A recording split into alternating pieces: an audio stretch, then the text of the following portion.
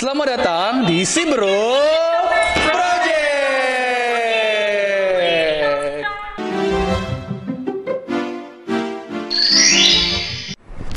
Halo mahasiswa Ilmu Kelautan Angkatan 2019, selamat datang di Praktikum Mikrobiologi di Departemen Ilmu Kelautan Fakultas Perikanan dan Ilmu Kelautan Universitas Diponegoro. Saya Bapak Mada akan memimpin jalannya praktikum secara online yang nantinya akan kita lakukan kurang lebih ada mungkin 7 atau 6 video yang sudah kami persiapkan. Nah, untuk praktikum yang pertama di hari ini, sebelum kita melihat dan berkenalan peralatan-peralatan di laboratorium mikrobiologi, kita bakal mengundang, bukan kita, tapi saya akan mengundang asisten mata kuliah mikrobiologi yang akan membantu teman-teman secara online. Yang pertama, sekaligus sebagai koordinator mata kuliah praktikum mikrobiologi, karena kebetulan belum ditunjuk, langsung saja. Aldi, silakan Aldi Wijaya, ya. Kemudian ada Kak Evan Hansel yang lagi ngambil kamera, yang lagi ngambil video juga. Ya Evan, sini Evan. Ayo sini. Kemudian juga ada abang kalian, ada Bang Kevin Bondar. Ya, lembut banget ya, dia ada poninya ya. Dan yang terakhir adalah Sastra Jendra. Nah, mereka berempat akan membantu teman-teman semua praktikan angkatan 2019 untuk lebih mengenal mata kuliah mikrobiologi meskipun secara online. Terima kasih semua. Kembali kerja. Ya. Jadi, untuk di pertemuan hari ini kita akan berkenalan dengan peralatan dan juga bahan-bahan apa saja sih yang ada di laboratorium mikrobiologi. Meskipun hari ini kita tidak berada di laboratorium mikrobiologi karena labnya itu salah. Maksudnya labnya lockdown, ya. Labnya lockdown. Jadi kita akan berkenalan di ruangan kantor saya. Nah, pada dasarnya teman-teman, untuk praktikum mikrobiologi ada banyak sekali peralatan yang akan teman-teman gunakan. Termasuk nanti ada APD. APD akan di belakangan ya, di belakangnya akan kita kenalan. Tapi sekarang kita akan berkenalan dengan peralatan-peralatannya dulu. Yang pertama kita kenalan dengan peralatan kaca. Nah, ini dia peralatan kaca yang paling sering teman-teman gunakan, yaitu Petri dish. Nah, atau kalau dalam bahasa Indonesianya lebih banyak dikenal sebagai cawan Petri.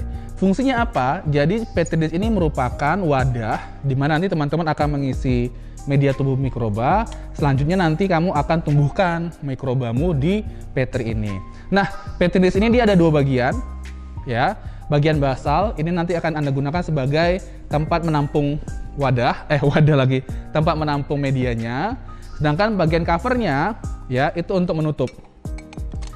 Nah, ingat teman-teman, ketika nanti teman-teman menggunakan dan membuka cawan Petri, ya, itu jangan terlalu lebar ya. Bukanya jangan seperti ini.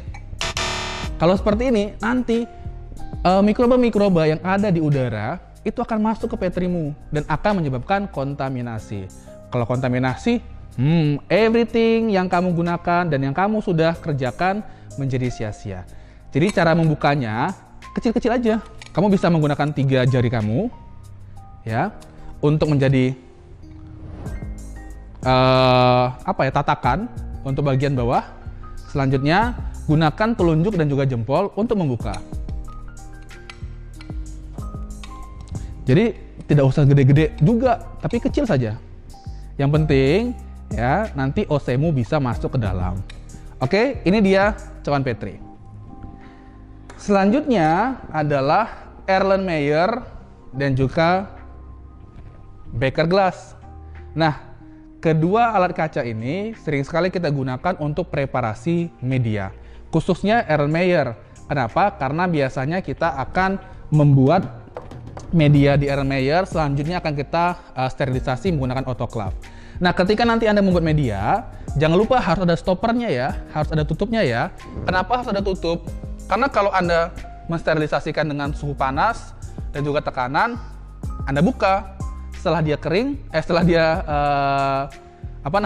dingin, nanti bakteri bisa tumbuh dan bisa masuk dan tumbuh, sehingga nantinya media yang sudah kamu siapkan terkontaminasi. Selanjutnya, ya wah, ini mah sudah biasa ya untuk tabung ukur. Ya, ini untuk mengukur kira-kira berapa milisi untuk cairan yang akan Anda gunakan.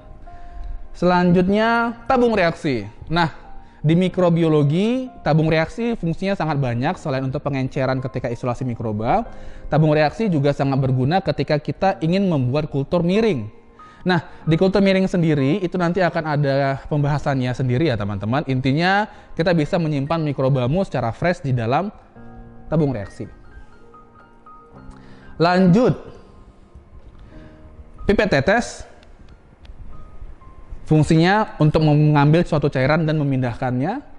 Kemudian ada spreader.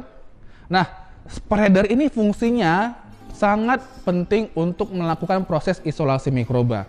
Jadi, ketika nanti Anda sudah memiliki stok mikroba yang ingin diisolasi atau yang ingin Anda tumbuhkan di media agarmu, kau bisa menggunakannya untuk menyebarkan setiap mikroba-mikrobamu di atas media agar yang sudah disiapkan.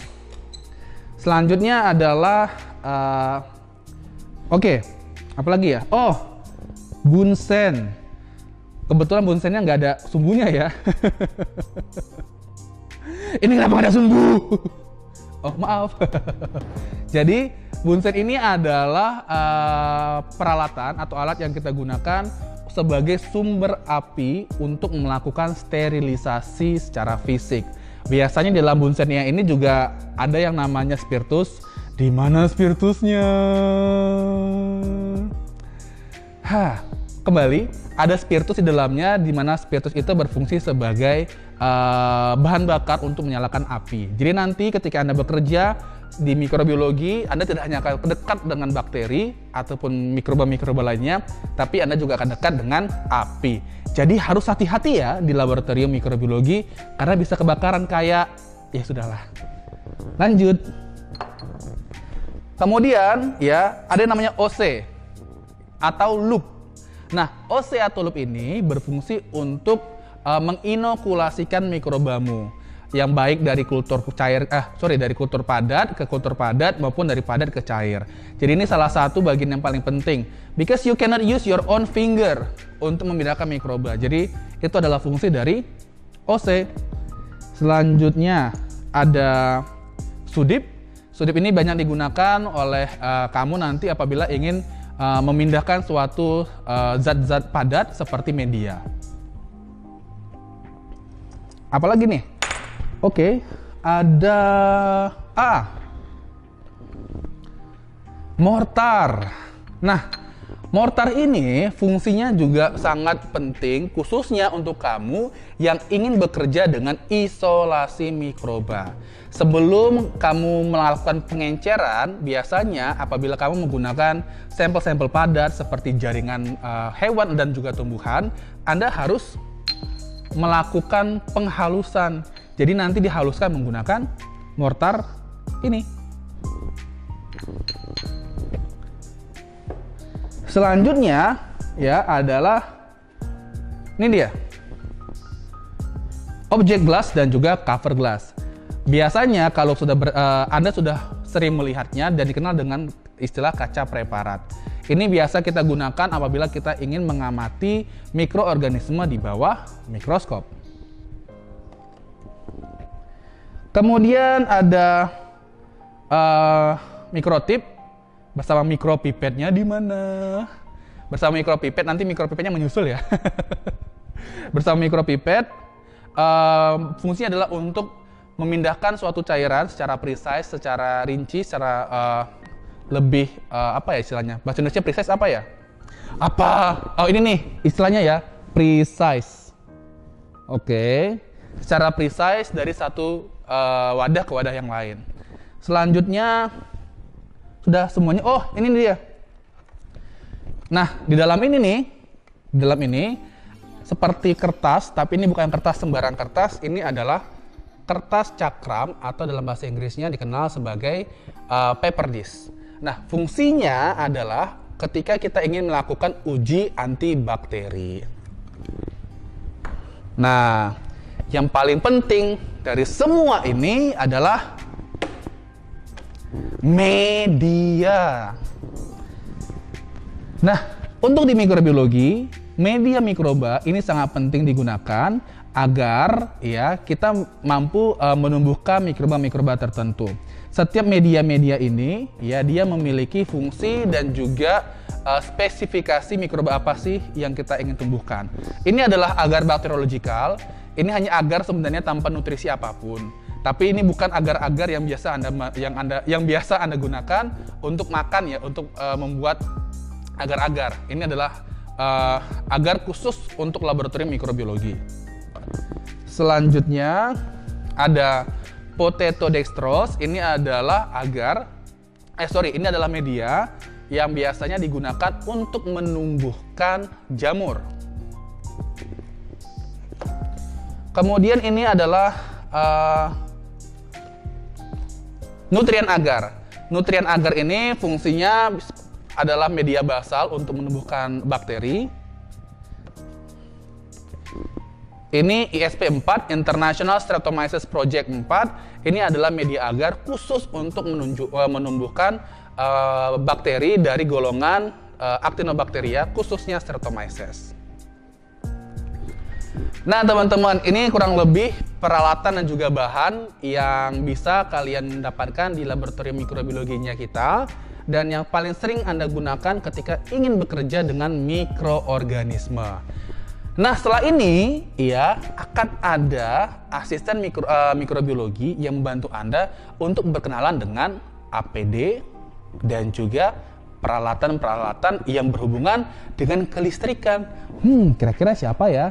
Pokoknya ditunggu aja di Simbro Project.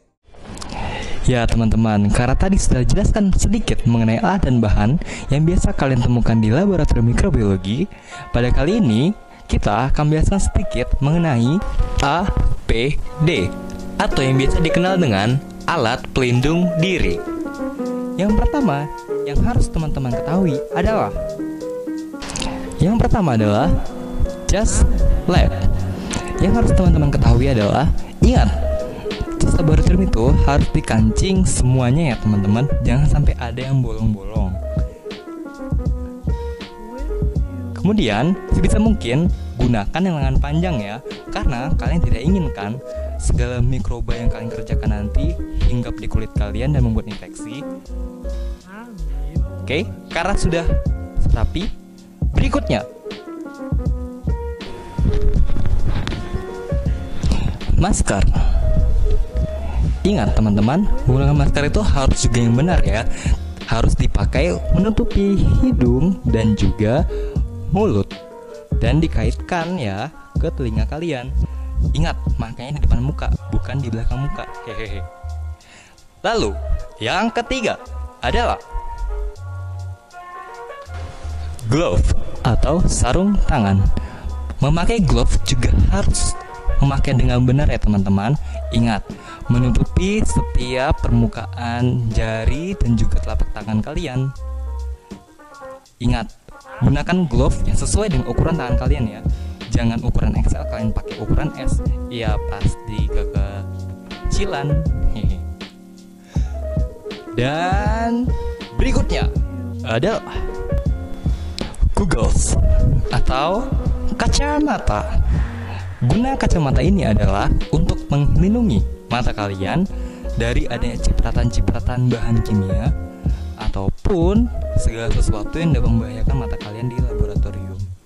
Pastikan memakai dengan benar ya. Ingat, menutupi mata dan googlesnya harus goggles yang khusus di laboratorium ya teman-teman. Jangan pakai kacamata hitam, nanti nggak kelihatan. Dan yang terakhir dan tidak kalah penting adalah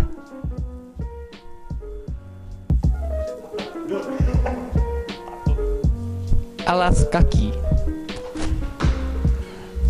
Ingat teman-teman, alas kaki yang kalian gunakan harus menutupi seluruh kaki kalian.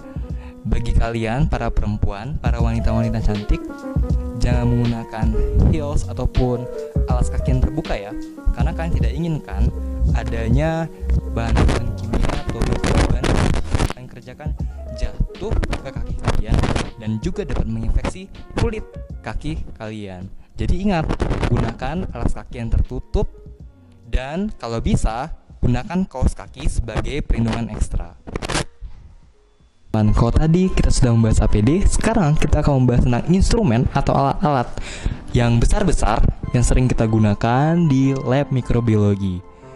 Nah, yang pertama nih, ada yang dinamakan dengan LAV atau laminar airflow, di mana LAV ini menjadi tempat kerja bagi kalian para peneliti mikrobiologi agar kerjanya lebih aseptis.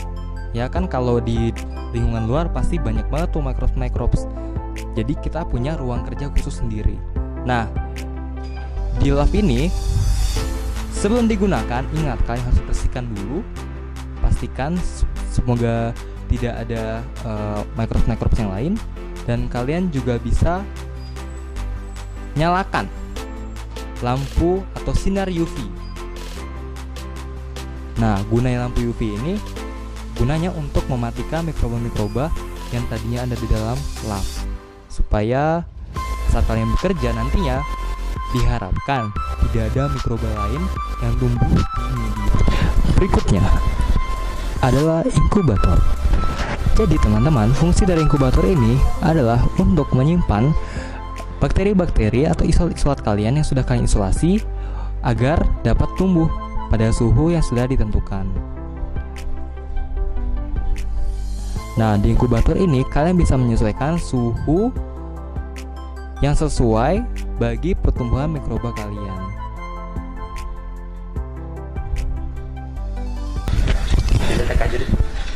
Berikutnya adalah shaker.